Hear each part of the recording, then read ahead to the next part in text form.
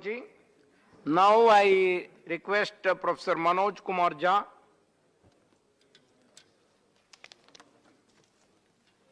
शुक्रिया vice chairman साहब, thank you so very much.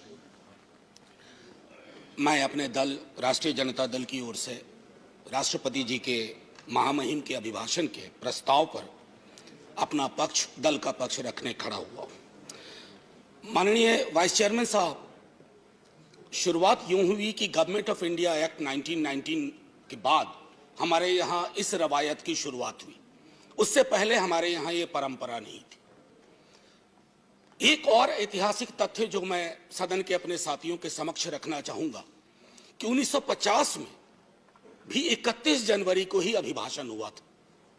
31 जनवरी 1950, जब हमारे तब के महामहिम डॉक्टर राजेंद्र प्रसाद, जो बिहार से आते थे, देश के सम्मान्य नेता थे, उन्होंने अभिभाषण दिया था। तो 72 वर्ष बाद ये एक संयोग है, लेकिन 72 वर्ष के अभिभाषणों के दायरे में अगर सर सोचे तो कई चिंता की लकीरें हैं, और चिंता की उन लकीरों को हमने अभिभाषण के पक्ष में, अभिभाषण के दौरान नहीं देखा। इसलिए मैं शुरुआत करूंगा कि बेवफा बावफा नहीं होता, बेवफा बावफा नहीं होता, वरना इतना बुरा नहीं होता। हमने तो सोचा था, बाद लुटने के ये पता चला कि रहजन रहनुमा नहीं होता। खैर, बहरहाल सर, मैं कुछ छोटी छोटी चीजें इस संदर्भ में रखना चाहूंगा। सभापति महोदय, मुझे पता है कि इस संदर्भ की गरिमा क्या है। राष्ट्रपति का अभिभाषण एक बहुत बड़ी चीज होती है, देश का एक ब्लूप्रिंट होता है, एक दिशा और दशा देने की कोशिश होती है। हम विपक्ष में हैं, लेकिन देश की दशा और दिशा से चिंतित अगर हम हैं तो अभिभाषण की पंक्तियों में भी वो चिंता की लकीरें दिखनी चाहिए थी।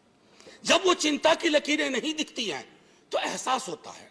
कभी कभी मैं सोचता हूं माननीय सभापति महोदय कि महामहिम सोते जागते अपने सलाहकारों से बात करते, टेलीविजन देखते, सोशल मीडिया देखते, संवाद करते, क्या उनको नहीं लगता होगा कि देश के विजुअल्स बहुत अच्छे नहीं है?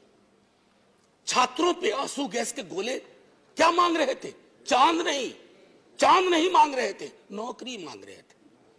और वो 2 करोड़ वाला भी नहीं मांग रहे थे, कह रहे थे बाकी वाला बचा हुआ दे दो।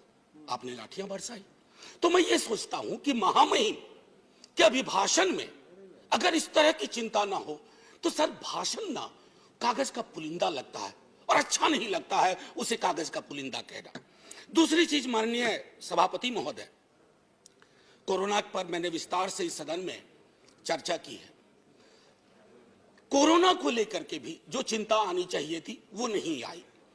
अब आइए अर्थव्यवस्था के बारे में मैंने कहूं, बजट को उसके लिए मैंने तय किया हुआ है, लेकिन मेरा मानना है कि सन 50 से लेकर अब तक किसी की भी सरकार हो, मैं जानता हूं ये लिखा कहां जाता है, लेकिन जहां लिखा जाता है मैं आग्रह करूंगा कि अगर हम सोच सके, सत्ता पक्ष और विपक्ष, तो राष्ट्रपति के अभिभाषण को दलीय दायरों से ऊपर कर दीजिए। राष्ट्रपति का अभिभाषण, कल को आपकी सरकार ना हो, ये मैं अपील बाकी लोगों से भी करूंगा जो सरकार में आएंगे कल को, कल नहीं आएंगे परसों आएंगे, कभी तो आएंगे।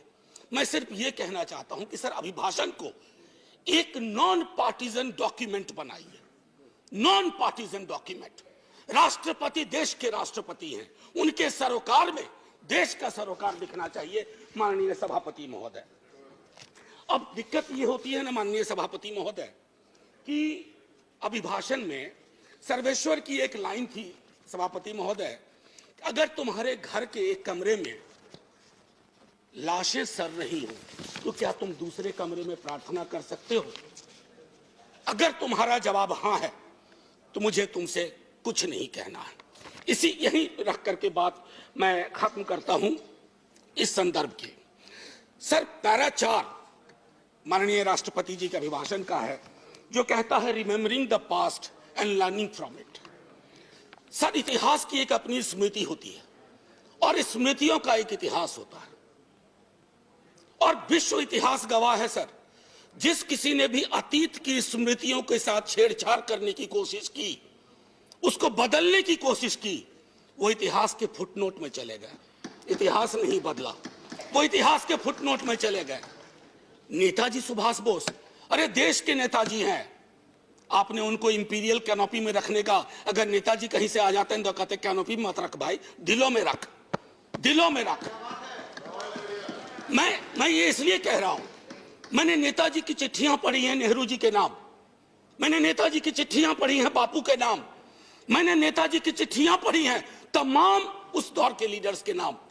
कहां कद था नेताजी का, नेहरू जी का, बापू का, पटेल का, और विवेचना कौन लोग कर रहे हैं? मैंने इसी सदन में कहा था कि बौनी समझ के लोग लंबा इतिहास नहीं लिख सकते, लंबी लंबी लंबी लकीर नहीं खींच सकते। एक बार चिंता करिएगा सर, मैं ये कह रहा हूं कि बापू के राम की संकल्पना करिए। अच्छा, इससे पहले एक हल्के में एक बात कहूं माननीय सभापति महोदय, मैं कभी कभी सोचता हूं 1952 में पहला चुनाव लड़ा हमने सर, 52 में हम पार्टीशन से निकल के आए थे, पीड़ा थी बहुत, लाखों लोग मारे गए उधर और लाखों लोग मारे गए इधर। लेकिन सर 52 का चुनाव हुआ था समावेशी विकास पर, रोजगार पे। 70 साल बाद हम चुनाव लड़ रहे हैं किस चीज पे? देख लीजिए। मुझे तो कभी कभी ताज्जुब होता है कि पाकिस्तान में चुनाव हमारे नाम पे नहीं होता है, लेकिन हमारे यहां चुनाव पाकिस्तान के नाम पे होता है। अब मैं तो कह रहा हूं कि जिन्ना कहीं भी होंगे सोच रहे होंगे कि जो जीते जी मैंने नहीं पाया, भाजपा वालों ने मुझे मरने के बाद दे दिया। ये मैं समझता हूं हम सब के लिए सर चिंता का विषय होना चाहिए।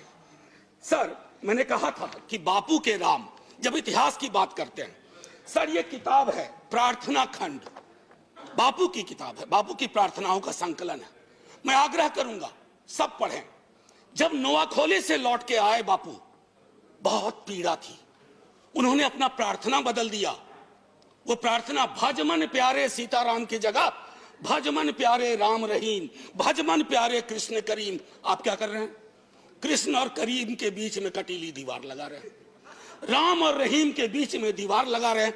ये दीवारें आज हो सकता है ताली दिलवा रही हो, आप मिट जाएंगे, ये दीवारें भी मिटेंगी, वक्त वक्त की बात है। बस एक बार सोचेगा जरूर, क्योंकि बापू पे माल्यार्पण आप भी करते हैं और बहुत, बल्कि आप चश्मे पे कर दिया, आपने महदूद कर दिया।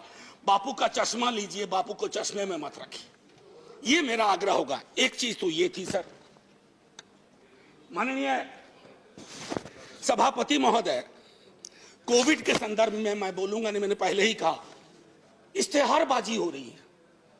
जो सरकारें, मैं सिर्फ केंद्र को नहीं कह रहा हूं, जो सरकारें कोविड के वक्त में नदारद थी, सोशल मीडिया गवाह है, वो सरकार 4 पन्ने का इश्तेहार दे रही है।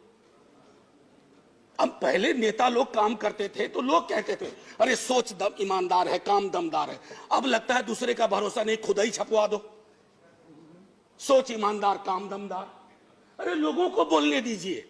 अब देखिए सर, दूसरी चीज कोविड के संदर्भ में मैं आपको कहूंगा, जब आप कहते हैं ना कि फलाने की तुलना में यहां इतने कम मरे वगैरह, 18 से तुलना करते हैं, सर जिन परिवारों के चिराग गुम हुए ना, उनके लिए मौत आंकड़ा नहीं है सर।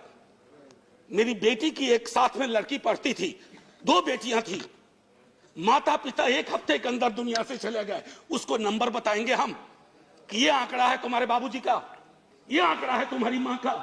ये नहीं होना चाहिए सर, इतनी तो संवेदनशीलता होनी चाहिए, सरकार किसी की भी हो सकती। सर समानता और बंधुत्व के संदर्भ में बाबा साहब भीमराव अंबेडकर की चर्चा की गई है। सर मैं क्या कहूं, ये महादेव गोविंद रानाडे लेक्चर है। बस मैं कहना, बाबा साहब ने एक बात बार बार कही थी, वो कही थी कि भैया डेमोक्रेसी को सबसे बड़ा खतरा है हीरो वर्शिप, उससे बचा लेना। लेकिन हमने क्या किया है, पूरी की पूरी डेमोक्रेसी को हीरो वर्शिप में तब्दील की है। आप कहिएगा पहले भी हुआ था, अरे जब पहले हुआ तो अच्छा नहीं था, अगर आज हो रहा है तो बुरा है। क्या हो गया सर, आजकल देखिए शब्दावली बदल गई है। वाजपेयी जी की सरकार एनडीए गवर्नमेंट कही जाती थी, या आपकी भी सरकार शुरू में जब बनी थी तो एनडीए गवर्नमेंट या बीजेपी गवर्नमेंट, अब कहते हैं मोदी गवर्नमेंट, अब हो गई है केजरीवाल गवर्नमेंट। सर ये जो बीमारी है ना, पूरी सरकार व्यक्ति केंद्रित हो जाएगी ना सर, तो डेमोक्रेसी में दिक्कत क्या हो जाती है कि डेमोक्रेसी को सबसे बड़ा खतरा डेमोक्रेसी को सबसे बड़ा खतरा कल्ट से होता है। If a leader becomes a cult, first the internal democracy is destroyed, then democracy everywhere is destroyed and everybody will suffer. आज भूपेंद्र जी ने किताब लिखी है राइज ऑफ बीजेपी। मैं समझता हूं बीजेपी कहीं अगर ऐसे हालात रहे, he has to write another book, fall of BJP. Sir, अब मैं ये कहना चाहता हूं, जब प्रजातंत्र का मूल है अपने साथियों के लिए आदर और सम्मान की भावना। प्रोफेसर जी, सुनने में आपका बहुत अच्छा लगता आपका टाइम। सर मैं बस एक आध 2 मिनट लूंगा, उससे ज्यादा नहीं। सर मैं ज्यादा वक्त नहीं लूंगा, इसलिए भी कि वक्त भी अच्छा नहीं चल रहा है। सर, माननीय महामहिम कहते हैं प्रजातंत्र का मूल है अपने साथियों के लिए आदर और सम्मान की भावना। मैं आग्रह करूंगा सबों से, सिर्फ आपसे नहीं, हमारी शब्दावली क्या हो गई है एक दूसरे के लिए। हम युद्ध की शब्दावली का इस्तेमाल करते हैं, हम चुनाव लड़ते हैं एक दूसरे के खिलाफ। किस तरह की शब्दावली का बिहार चुनाव में प्रयोग हुआ और किस तरह की शब्दावली का अभी चुनावों में प्रयोग हो रहा। अरे चुनाव कोई जीते, कोई देशद्रोही नहीं है इस देश में। हमारे आपकी संकल्पना में फर्क हो सकता है। ना मैं आपको देशद्रोही मानूंगा, ना आपको अधिकार देता हूं कि आप मुझे देशद्रोही कहें, क्योंकि तराजू पे तौलिएगा तो शायद चिंता आपको अपनी होगी, मेरी नहीं होगी। ये मैं कहना चाहता हूं। कहां से देशद्रोह का मामला आ गया? सर, अब मैं एक एक करके खत्म ही करूंगा। मैंने पहले भी कहा था और दोहरा रहा हूं। सर, ये जो पूरा का पूरा डिस्कोर्स है, विमर्श है, सबको बैठ करके राजनीतिक विमर्श बदलना चाहिए, सब खत्म हो जाएगा। सर, अब आइए पारा 15, 1 मिनट और लूंगा, 1-1.5 मिनट। फूड सिक्योरिटी को लेकर के बड़ी बड़ी बातें होती हैं। सर, गोदाम से पेट तक की यात्रा सुनिश्चित नहीं करवा रहे हैं आप। अन्न का भंडारण आपको है, लेकिन हासिल क्या है? 116 मुल्कों में आप 101वें नंबर पे हैं। भूखमरी, पेट की लानत सबसे बड़ी लानत होती है। अगर मंदिर भी बनवा रहे हैं तो उसमें प्रसाद चढ़ाने के लिए पैसा चाहिए। अगर मजार पे जा रहे हैं चादर चढ़ाने के लिए पैसा चाहिए। लोगों के पास कुछ बचा नहीं है। ये चिंता नहीं होनी चाहिए। मैं जानबूझ करके प्रेस फ्रीडम इंडेक्स की बात नहीं कर रहा, मैं जानबूझ करके डेमोक्रेसी इंडेक्स की बात नहीं कर रहा हूं, क्योंकि शांता छेत्री जी के सवाल को खारिज करके आपने विंडिकेट कर दिया कि उनकी भावना क्या थी। सर, पैरा 70 आखिरी ही है। पैरा 70 में आते हैं एक भारत श्रेष्ठ भारत। सर, बिहार इसमें आता है या नहीं आता? या बिहार से 39 सांसद ले लिए, बिहार का काम खत्म? सर, मैंने पहले भी कहा था, अब बिहार ज्वालामुखी के ढेर पे है। लालू जी के टाइम से उस सदन में बात शुरू हुई, फिर राबड़ी जी हमारे मुख्यमंत्री, अभी नेता प्रतिपक्ष मुख्यमंत्री नीतीश कुमार जी और पूरा भी भाजपा का बिहार विधानमंडल दल हाथ जोड़ के प्रधानमंत्री जी से कहा कि प्रधानमंत्री जी, बिहार को विशेष राज्य का दर्जा दीजिए। ये खैरात नहीं है। बिहार नहीं तरक्की करेगा तो देश की तरक्की में कभी 4 चांद नहीं लगेंगे, 2 चांद छूट जाया करेंगे, क्योंकि वो दोनों चांद पूर्वांचल से आएंगे। इसका आपको ध्यान रहे। सर, मैं एक आखिरी कहूंगा, चंद्रशेखर जी के साथ बहुत लोगों ने काम किया है। उन्होंने एक बात कही थी बड़ी मार्मिक, रहबरी के सवाल में। घर के डिजाइन में आमतौर पर मतभेद हो सकता है सामान्य दिनों में, लेकिन जब घर में आग लगी हो ना, तो डिजाइन में मतभेद नहीं होता है, सबको मिलकर आग बुझाना चाहिए। आज वो परिस्थितियां हैं। मैं इसलिए कह रहा हूं कि उन्होंने भी असंतोष के लक्षण बताए थे बिहार जैसे राज्य में, कि दिल्ली की नीति और नीयत की वजह से। मैं आपसे आग्रह करूंगा आपके माध्यम से कि महामहिम संज्ञान लें। और आखिरी सर, ये किताब है, मैं आग्रह करूंगा कश्मीर के बारे में। मेरे दोस्त, मैंने बार बार ये कहा है कि कश्मीर जमीन का टुकड़ा नहीं है, जम्मू जमीन का टुकड़ा नहीं है, लद्दाख जमीन का टुकड़ा नहीं है। जिंदा लोग बसते हैं। अगर आप यहां से नॉर्मल बोलते हैं तो घाटी में नॉर्मल लगना चाहिए।